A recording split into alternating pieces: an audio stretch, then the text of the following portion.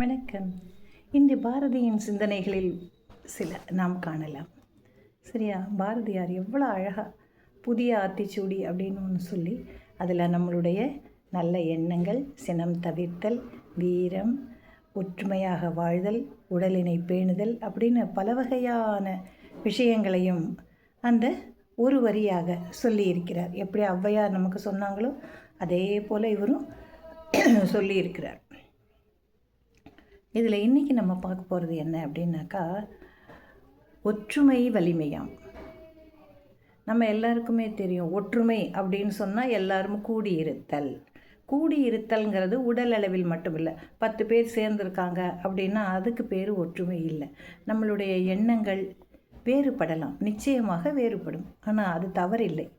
ஆனால் ஒரு நல்ல செயலுக்காக இணையும் பொழுது மாறுபட்ட கருத்துடையவர்கள் கூட ஒன்றாக இணைந்து செயல்பட வேண்டும்.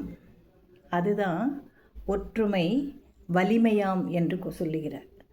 நமக்கு ஒரு செயல் பிடிக்கவில்லை, அதாவது அது பொது நலத்திற்கு கேடு விளைவிக்கக்கூடியது என்று தெரிந்த பிறகும் அதனை நாம் அப்படியே விட்டு வைத்திருக்கக்கூடாது. தனி மனித குரல் எங்கேயுமே ஓங்கி ஒலிக்காது. அதனால் என்ன செய்யலாம்? கூட்டாக சேர்ந்து நாம் மாறுபட்ட கருத்துடையவர்களாக இருக்கலாம். 1000 பேர் இருந்தால் 1000 கருத்து இருக்கும், 10,000 பேர் இருந்தால் 10,000 கருத்து இருக்கும். ஆனால் ஒரு உலக நன்மைக்காக, மக்களின் நலனுக்காக நாம் செயல்பட வேண்டும் என்று நினைத்தால் மாறுபட்ட கருத்துக்களும் கொள்கைகளும் உடையவர்களும் கூட ஒன்றாக சேர்ந்து நம்முடைய வலிமையை காட்டி அதனை எதிர்த்து போராட வேண்டும், எதிர்த்து நிற்க வேண்டும் என்பதனையே இந்த ஒரு வரி புதிய ஆத்திச்சூடி நமக்கு அழகாக தெரிவிக்கிறது. அடுத்து ஒன்று சொல்கிறார், ஓய்தல் ஒழி. ஓய்தல்னா என்ன? நம்மளாம் டயர்டாக இருக்குது அப்படின்னு களைச்சி போகுதுன்னு சொல்கிறோம்ல, டயர்ட்னஸ் யாருக்கும் வரக்கூடாது.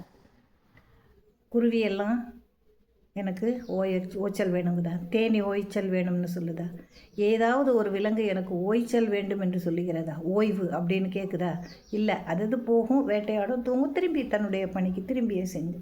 அப்போ இந்த ஓய்தல் என்று சொல்லக்கூடிய சோம்பேறித்தனமானது நம்மை முடக்கி வைத்துவிடும், நம் செயல்களை திறம்பட செய்ய பயன்படாது.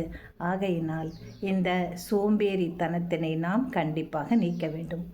ஒற்றுமை உணர்வோடு செயல்பட்டு பொதுமக்களுக்கும் நாட்டிற்கும் நலன் கிடைக்கும் என்றால் அனைவரும் ஒன்று சேர்ந்து விட வேண்டும். இப்போ காந்தி கொள்கையில் இருந்தாருன்னு சொன்னால் காந்தியோட பல கருத்து வேறுபாடுகளும் மோதல்களும் அப்பயும் இருந்தது. ஆனாலும் எல்லாரும் ஒன்றா சேர்ந்து தான் அந்த வெள்ளையனை வெளியேற்றக்கூடிய நிகழ்வில் கலந்து கொண்டு போராடி சுதந்திரத்தை பெற்றார்கள். ஆக ஒற்றுமை வலிமையாம் என்னும் பாரதியின் புதிய ஆத்திச்சூடியினை நாமும் உணர்ந்து அதன்படி நடப்போம்.